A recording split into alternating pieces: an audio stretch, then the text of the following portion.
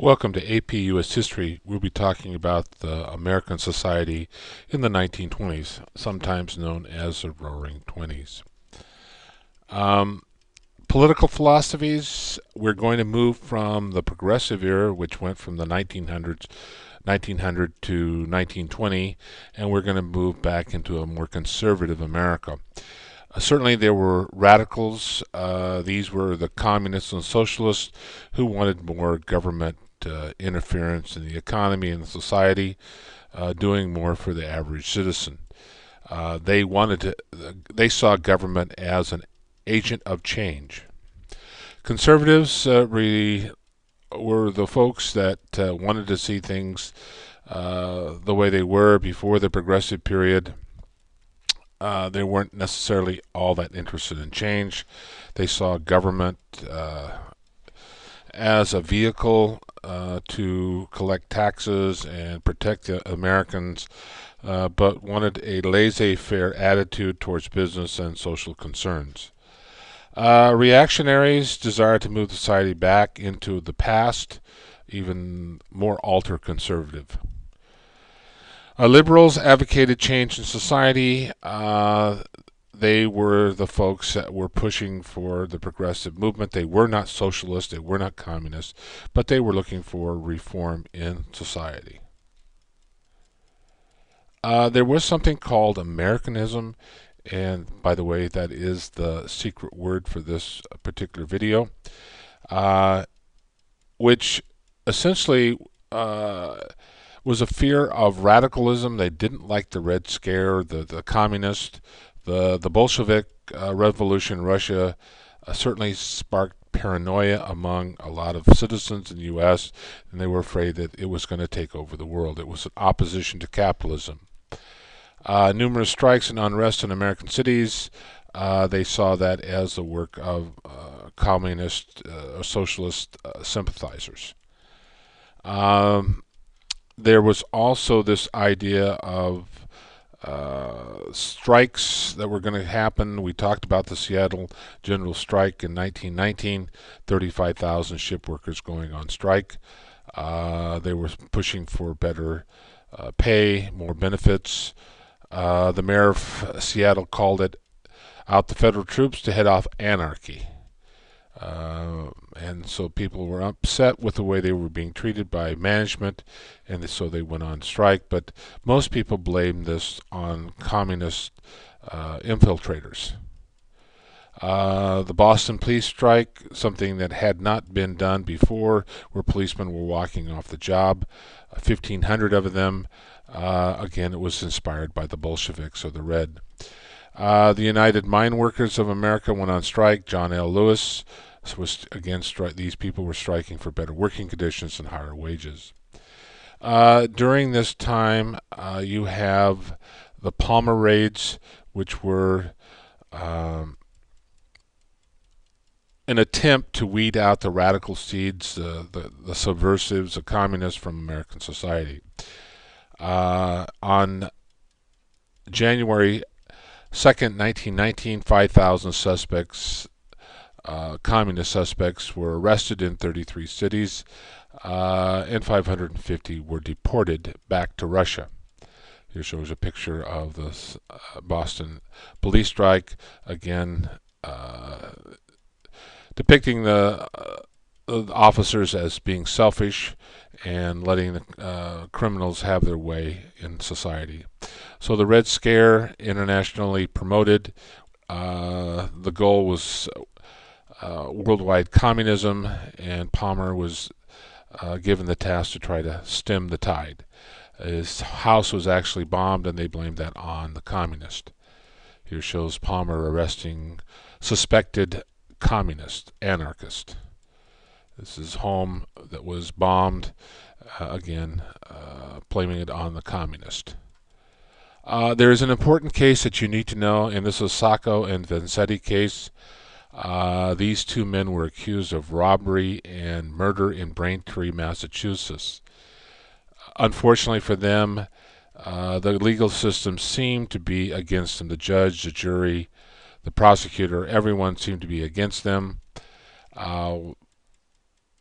these particular men were foreigners, atheists, anarchists, draft dodgers, all that things that America sort of despised. And they were not going to get a fair trial, as many believed.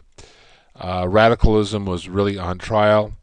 The evidence was not conclusive that they were guilty of murder and robbery, but because of their background and their political persuasion, they both are going to be found guilty and sentenced to death.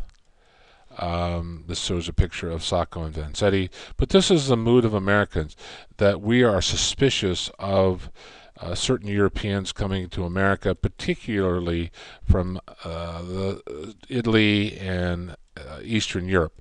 At this time, there is practically no immigrants coming from Asia. 1921 and 1924, we're going to pass immigration laws to stem the tide of people coming from foreign countries. The KKK gets a shot in the arm during this time. The movie Birth of a Nation, made in 1915, showed that the white folks who were fighting for the virtue of white women against the rampaging blacks during Reconstruction actually saved America. Woodrow Wilson, who was a racist himself, said also terribly true. And he showed this particular airing of the showing of the movie in the White House. There were numerous acts of violence against blacks in 1919 and throughout the 20s, 30s, 40s. African Americans are not going to get their rights in America until the late 60s and 70s. Again, the KKK are equal opportunity haters. They hated Jews, Catholics, blacks, foreigners, you name it, they hated it. You had to be lily white and be Protestant and be part of their group, or you were no good. The greatest membership, about 3 million, existed in the 1920s, and most of these are going to be in the northern states, which you would think would probably the bulk of them would have been in the South. Certainly there were quite a number of people belonging to the KKK, but there were people who were sympathetic to these pointy-head morons. I say morons because they were morons. If you have a different opinion, well, so be it. The Perfect Song, this was part of this Birth of a Nation, an advertisement showing the virtues of white males protecting white womanhood against the rampaging blacks. There is something, again, this nativism, anti-feeling towards immigrants. And the fact is, America was made up of immigrants. This anti-immigration law will be passed because of this nativism. Many native-born Americans felt that these foreigners were eroding American values. So the first immigration law passed is 1921, and it ended open immigration and puts a limit or a quota on number of people coming to America. Now, this never really affected Canadians or Mexicans because we needed them in the harvest. There weren't that many Canadians that wanted to come to America.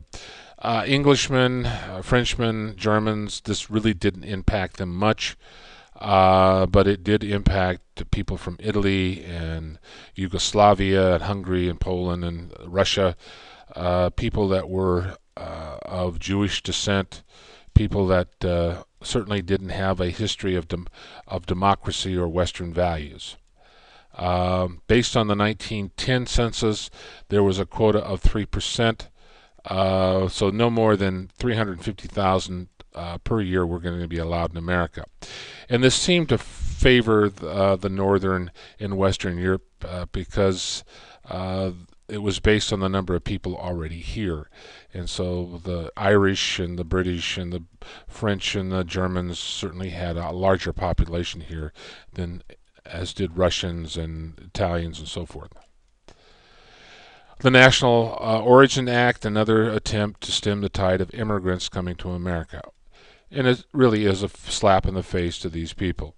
That there was a time when we had open immigration because we wanted them to work in the factories, but people were saying, well, we've got enough people now, we don't need any more. This shows a picture of Irish, some of the cartoons that were drawn, not necessarily during the 1920s, but this kind of reflects this fear of immigrants. The Irish are always troublemakers. The one element that won't mix, well, that's the Irish. But then they're going to say that Italians don't mix and Russians don't mix and Poles don't mix. The Irish refuse to listen. Of course, a lot of people who are coming to America, they see it as a place of opportunity, a place to get a start. And foreigners were trying to fit into American society. And many of the immigrants insisted that their children learn to speak English, go to be educated in English-speaking schools, so that they could become good Americans.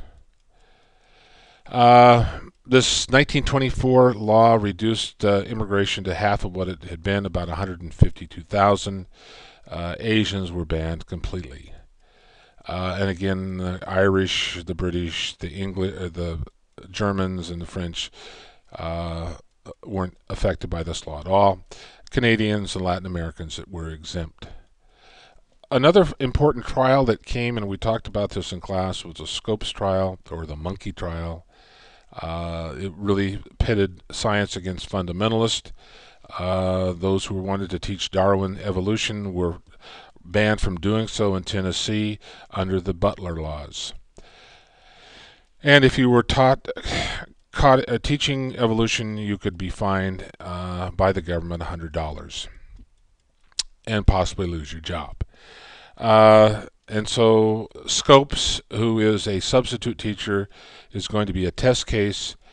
Clarence Darrow and William Jennings Bryan will argue the case. Actually, the folks arguing, the fundamentalists, will win. But as a result of the trial, more and more people throughout America will be teaching evolution in high school. This shows a picture of John Scopes in the monkey trial. ACLU wanted this to be a test case. Right now, fundamentalist, the creationist model is not taught in any public schools, only the evolution model. Scopes is eventually convicted and pays a $10 or $100 fine, and then he moves away.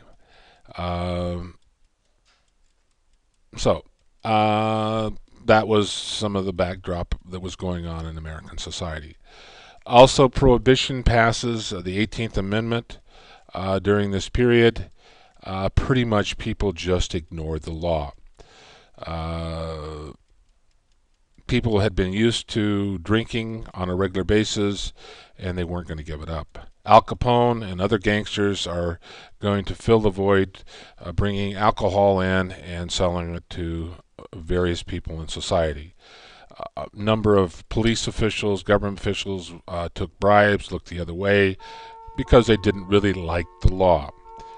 And we're going to stop right there, and we'll pick this up